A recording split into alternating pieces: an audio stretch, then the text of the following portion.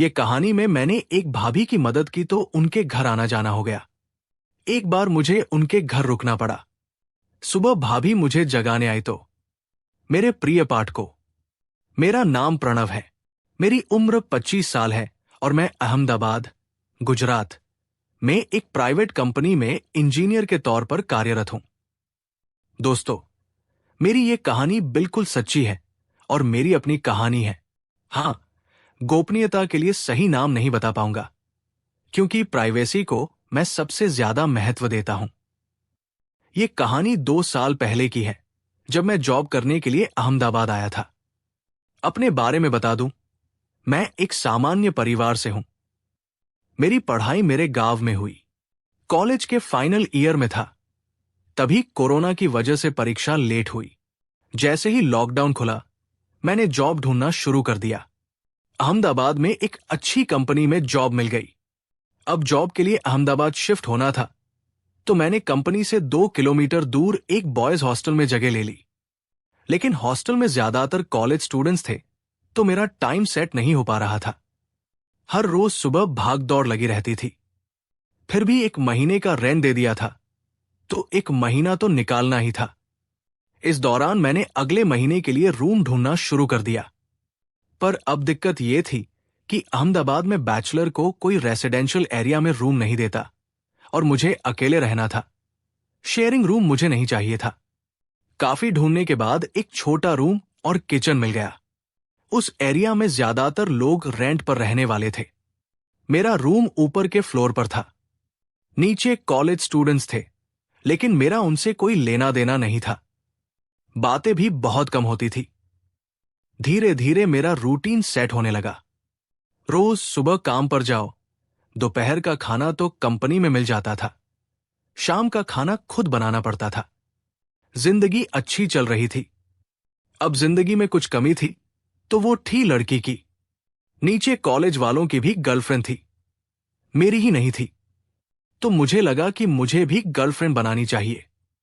मैं रोज शाम को खाने के बाद बाहर जाने लगा।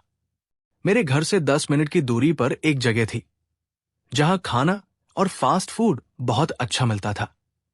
पास में ही गर्ल्स हॉस्टल था, तो रात को लड़कियां वहां घूमने आया करती थी। मैं रोज वहां जाता, वहां बैठकर फोन चलाता और लड़कियों को ताड़ता रहता। बात करने की हिम्मत तो थी नहीं। मैं ठहरा गांव का सीधा साधा सामान्य लड़का। ऊपर से कभी काम के अलावा किसी लड़की से बात की नहीं थी। इसे डर कहो या शर्म, मैं किसी लड़की से बात नहीं कर पाया। बस यही रोज का रूटीन हो गया। जब भी फ्री होता या छुट्टी होती, वहां जाकर लड़कियां देखते रहता। एक दिन की बात है, ऑफिस में छुट्टी थी। मुझे बाजार से कुछ सामान लाना था, तो मैं बाजार गया हुआ था। गर्मी का मौसम था। वापस आ रहा था तो सोचा कि रूम पर जाकर क्या करूंगा। चलो वही अपनी जगह पर जाकर बैठता हूं। बस वही जाकर बैठकर मोबाइल देख रहा था कि मेरे सामने से एक औरत निकली। शायद 30 से 32 साल की होगी। मुंह पर दुपट्टा बंधा हुआ था, सलवार कमीज पहने हुए, हाथ में थैला था। शायद बाजार से कुछ खरीद कर जा रही होगी। पर मैं तो लड़कियां देखने आया था, तो मैंने उन पर उतना ध्यान नहीं दिया। वो चलते हुए मेरे सामने से निकली और मुझसे 6 से 7 फीट की दूरी पर गई होंगी कि उनके हाथ से सामान का बैग गिर गया। मेरी नजर उन पर गई तो वो गिरने वाली थी, पर उन्होंने अपने दोनों हाथ जमीन पर लगा दिए और वो वही जमीन पर बैठ गई। उनके सबसे नजदीक मैं ही बैठा हुआ था, तो मैं तुरंत खड़ा हुआ और उनका हाथ पकड़कर पास के बेंच पर बिठाया। उन्होंने दुपट्टा खोला तो पूरी तरह पसीने से भीगी हुई थी। मैं समझ गया कि उन्हें गर्मी की वजह से चक्कर आए हैं। मैंने अपने बैग से पानी की बोतल निकाली और उन्हें पकड़ा दी। वो कुछ ज्यादा ही डर गई थी। इतने में आसपास के कई लोग मदद करने आ गए। उनमें से 2 औरतों ने उन्हें संभाला। अब औरतें आ गई थी, तो मैंने वहां रुकना ठीक नहीं समझा और थोड़ी दूर आकर देखने लगा। फिर उन्होंने उस औरत का पता पूछा, तो वहां एक औरत को वो पता मालूम था। शायद वो उसी इलाके में रहती होगी। तो उन्होंने रिक्शा बुलाया और वो दोनों उसमें बैठकर जाने लगी। मेरी बोतल अभी भी उस भाभी के हाथ में थी, पर मैं मांगने की हिम्मत नहीं कर पाया और वो उसे लेकर चली गई। उस बात को 2 से 3 महीने बीत गए। पहले की तरह मेरी जिंदगी चलने लगी। ऐसे ही एक दिन रविवार को मैं अपनी जगह पर बैठा था और अपने काम में लगा था कि मेरे सामने से एक एक्टिवा निकली और थोड़ी दूर जाकर रुक गई। वो एक्टिवा एक औरत चला रही थी। उसने रुककर पीछे मुड़कर मेरी ओर देखा। चेहरे पर दुपट्टा और काला चश्मा होने से मैं कुछ समझ नहीं पाया। उन्होंने एक्टिवा साइड पर लगाई और मेरी ओर चलकर आने लगी। उन्हें मेरी ओर आते देख मेरी फट रही थी। फिर सोचा शायद कोई दूर की रिश्तेदार होगी, पास आएगी तो पहचान लूंगा। वो अपने चेहरे से कपड़ा खोलते हुए मेरे पास आई। मुझे टेंशन हो रही थी और मैं उनकी ओर ही देख रहा था। जैसे ही वो मेरे पास आई, मैं खड़ा हो गया। मैंने उन्हें पास से देखा, पर वो हमारी रिश्तेदार नहीं थी। मैं कंफ्यूज था और उन्हें देखे ही जा रहा था। उन्होंने मेरी ओर ध्यान से शायद 5 सेकंड देखा और बोली, आप वही हैं ना जिन्होंने उस दिन मेरी मदद की थी जब मुझे गर्मी की वजह से चक्कर आ गए थे? हमारी बातें गुजराती में हुई थी, पर आप लोगों को समझ में आए, इसलिए हिंदी में लिख रहा हूं। फिर मुझे याद आया, अरे हां, ये तो वही है। पर मैं कुछ बोल नहीं पाया, सिर्फ हां में सिर हिलाया। उन्होंने कहा, हाय, उस दिन मैं बहुत घबरा गई थी, तो आपको ठीक से देखा नहीं था, पर आज वही टोपी और बैग देखा तो आपको पहचान लिया। सॉरी, उस दिन मैं आपको थैंक्स भी नहीं बोल पाई। गर्मी ज्यादा होने से मैं सिर पर टोपी रखता था।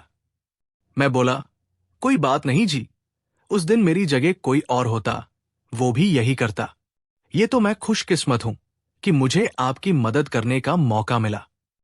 बगल में लस्सी वाला ठेला लगा हुआ था, तो भाभी ने वहां देखा और बोली, लस्सी पीते हुए बात करें? मैंने हां कर दी, तो उन्होंने 2 लस्सी मंगवा दी और हम वही बैठकर बातें करने लगे। उन्होंने मेरे बारे में सब कुछ पूछ लिया, जैसे कि नाम, कहाँ रहता हूं, क्या काम करता हूं, और साथ में अपने बारे में भी बताती चली गई। उन्होंने अपना नाम नीलम बताया।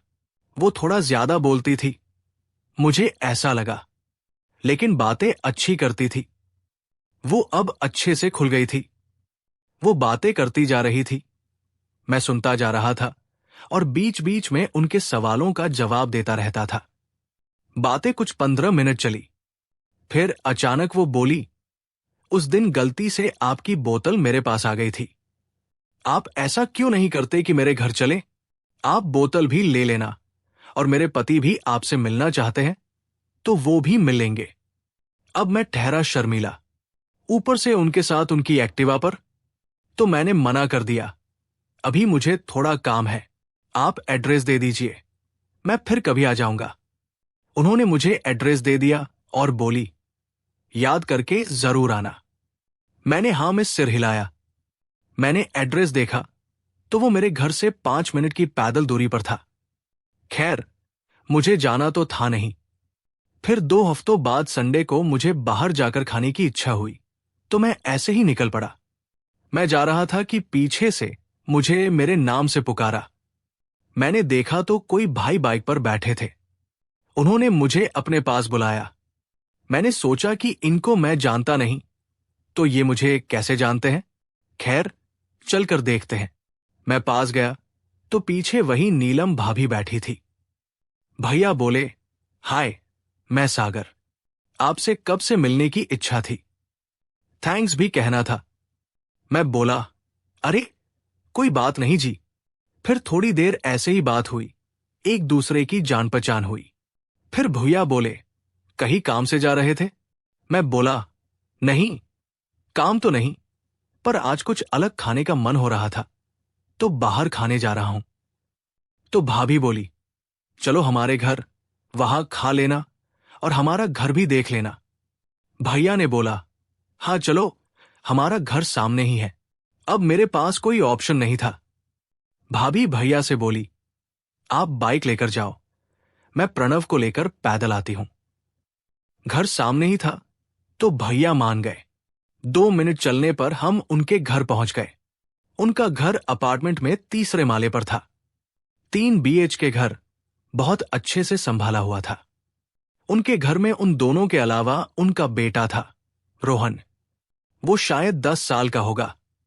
मैं और भैया वही सोफे पर बैठे। भैया ने टीवी चला दी और मुझसे बातें करने लगे। मेरे बारे में सब पूछने लगे और ढेर सारी बातें करने लगे।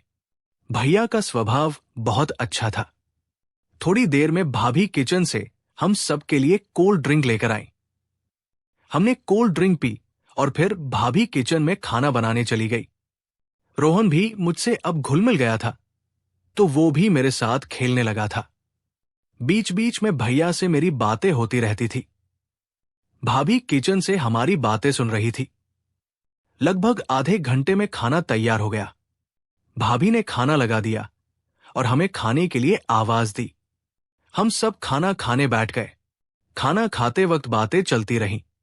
उन्होंने मेरे परिवार और गांव के बारे में पूछा, फिर अपने बारे में भी बताया। भैया का परिवार गांव में रहता है।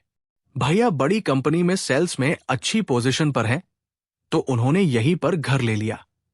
भैया ने मेरी जॉब के बारे में पूछा। मैंने भी कंपनी का नाम, मेरा वहां का काम और जॉब का टाइम बताया कि मैं शाम 6 बजे फ्री हो जाता हूं। फिर भाभी ने मुझे बोला, क्या तुम रोहन की ट्यूशन ले सकते हो? रोज शाम को सिर्फ 1 घंटा इसकी होमवर्क में मदद कर सकते हो। रोहन इंग्लिश मीडियम में पढ़ता है और मुझे सिर्फ बेसिक इंग्लिश आती है। तुम्हारे भैया को काम ही इतना होता है कि वो ध्यान नहीं दे पाते। कभी कभी तो हफ्तों तक बाहर रहते हैं। भाभी गांव की थी। भैया का भी परिवार गांव में था। भाभी ने केवल BA किया हुआ था, तो इंग्लिश में उतनी अच्छी नहीं थी। भैया भी बोले, हाँ, हम रोहन की पढ़ाई पर ध्यान नहीं दे पाते। तुम पढ़ा लोगे तो अच्छा रहेगा। तुम्हारी फीस जो भी हो वो ले लेना। वैसे तो वो कोचिंग भी जाता है, पर घर पर कोई ध्यान नहीं दे पाता। वैसे शाम को मैं फ्री रहता था, पर ज्यादातर अकेले रहना पसंद करता हूं, क्योंकि तब मैं अपने आप को ज्यादा टाइम दे पाता था। पर अब मैं ना नहीं कर पाया। मैं बोला, अरे भैया, आप कैसी बातें कर रहे हैं? आप मेरे भाई जैसे हैं। आपसे फीस कैसे ले सकता हूं? मैं रोज रात को रोहन को पढ़ाया करूंगा। मेरी बात सुनकर भैया भाभी दोनों बहुत खुश हुए। खाना खाने के बाद भाभी ने आइसक्रीम दी। हम सबने आइसक्रीम खाई। फिर मैंने जाने की इजाजत मांगी तो भैया ने मना कर दिया कि अगर भैया माना है तो थोड़ी देर और रुक जाओ। वैसे भी धूप ज्यादा है, शाम को चले जाना। भाभी ने भी बोला, रोहन को भी तुम्हारे साथ खेलने में मजा आ रहा है, रुक जाओ। मैं रुक गया और रोहन के साथ स्नेक एंड लैडर, सांप सीढ़ी, खेलने लगा। थोड़ी देर बाद भैया ने भी ज्वाइन किया। फिर भाभी भी काम पूरा करके हमारे साथ खेलने आ गई। हमने काफी टाइम तक ये खेला। फिर भाभी चाय बनाकर ले आई। हम सबने चाय पी। फिर थोड़ी देर ऐसे ही बातें करते रहे। रोहन पढ़ाई करने बैठा था, तो मैं उसकी मदद करने लगा। उसका ट्यूशन आज से ही शुरू कर दिया। भैया अपने लैपटॉप में कुछ कर रहे थे और भाभी एक बार रोहन को चेक करके अपने काम में लग गई। कुछ 1.5 घंटे तक पढ़ाई चली। फिर मैं काम के बहाने वहां से निकल गया और अपने रूम पर आ गया। फिर दूसरे दिन मैं ऑफिस से रूम पर गया, फ्रेश हुआ, खाना बनाया। खाना खाकर भाभी के घर जाने को निकल गया। निकलते हुए 9 बज गए। वहां पहुंचा तो वो लोग खाना खा रहे थे। भाभी ने मुझे खाना खाने के लिए बैठने को कहा। मैं बोला, मैं अभी खाना खाकर घर से निकला। भाभी ने पूछा, खाना तुम खुद बनाते हो? मैंने हाँ कहा। तो भाभी बोली, कल से तुम हमारे यहां खाना खाओगे। भैया भी बोले, हाँ, तुम हमारे लिए इतना कुछ कर रहे हो तो हम भी इतना तो कर ही सकते हैं। कल से खाना यही खा लेना। मैं क्या बोलता? इससे अच्छा मेरे लिए क्या हो सकता था? मैं वही सोफे पर बैठकर मोबाइल यूज करता रहा। तब तक उन्होंने खाना खा लिया। फिर मैं और रोहन होमवर्क के लिए उसके रूम में चले गए। करीब 10 बजे भाभी हम दोनों के लिए दूध का ग्लास लेकर आई। अभी भाभी ने टी-शर्ट और पायजामा पहना हुआ था, जबकि दिन भर सलवार कमीज में थी। शायद सोने के टाइम के लिए भाभी ने चेंज किया होगा। दूध पीने के बाद रोहन सो गया तो मैं भी भैया से बोलकर अपने रूम में आ गया। दूसरे दिन मैं ऑफिस से आकर फ्रेश होकर सीधे भाभी के घर चला गया। तब 7 बजे थे। भाभी खाना बनाने में लगी थी। मैं वहीं बैठ गया। भाभी मेरे लिए पानी लेकर आई। फिर मैं रोहन के साथ खेलने लगा। करीब 8:30 बजे भैया आए। वो फ्रेश हुए। हम सबने खाना खाया। एक बात बता दूं, भाभी खाना बहुत अच्छा बनाती है। फिर वही रोहन की पढ़ाई, फिर अपने रूम पर आ गया। ऐसे ही 4-5 महीने निकल गए। भैया को लगभग हर महीने में एक बार ऑफिस के काम से बाहर जाना पड़ता था। कभी 2 दिन के लिए, कभी 1 हफ्ते के लिए, कभी और भी ज्यादा दिन के लिए। ऐसे ही एक बार भैया बाहर गए हुए थे। उनको गए 2 दिन हो गए थे कि मैं ऑफिस से निकल रहा था और भैया का फोन आया। प्रणव, जब तक मैं नहीं आता तब तक रात को मेरे घर पर रुक सकते हो? मैं बोला, क्या हुआ भैया, कुछ प्रॉब्लम है क्या? भैया, अरे कुछ नहीं, कल रात को नीचे वाले फ्लैट में चोरी हो गई तो नीलम डरी हुई है और अभी गांव से कोई आ नहीं पाएगा। मुझे अभी 1 हफ्ता और लगेगा। तुम रुक जाओगे तो बड़ी मेहरबानी होगी। अब मैं भैया और भाभी के थोड़ा करीब आ गया था। उन्हें इस तरह रिक्वेस्ट करते देखकर मना नहीं कर पाया। मैंने कहा, भैया आप जरा भी चिंता न करें, आप जब तक नहीं आते मैं आपके घर रुक जाऊंगा। भैया ने थैंक्स बोलकर फोन रख दिया। मैं घर आया, फ्रेश हुआ, थोड़े कपड़े और कुछ सामान लेकर भाभी के घर पहुंच गया। भाभी मुझे देखकर खुश हो गई और मुझे अपना कमरा दिखाया और फ्रेश होने को कहा। मैंने अपना सामान अरेंज किया और बाहर आ गया। आज भैया नहीं थे तो खाना 8 बजे शुरू हो गया। भाभी खाना खाते हुए बोली, अच्छा हुआ तुम रुकने के लिए आ गए, मैं तो सुबह से डरी हुई थी। मैंने कहा, अरे भाभी, मैं कहाँ दूर हूं, पास में ही तो रहता हूं। जब भी जरूरत हो एक कॉल कर दिया कीजिए। उस दिन भाभी ने खाना खाते वक्त बहुत बातें की। अब मैं रोज वही भाभी के घर से ऑफिस जाने लगा। अब अगले 2 दिन ऑफिस की छुट्टी थी और मैं छुट्टी के दिन लेट उठता हूं। तो उस रात रोहन को पढ़ाने के बाद अपने रूम में जाकर मूवी देखने लगा। तो रात को बहुत लेट हो गया। सुबह ऑफिस जाना नहीं था तो अगले दिन का अलार्म बंद करके सो गया। सुबह भाभी ने मुझे जगाया।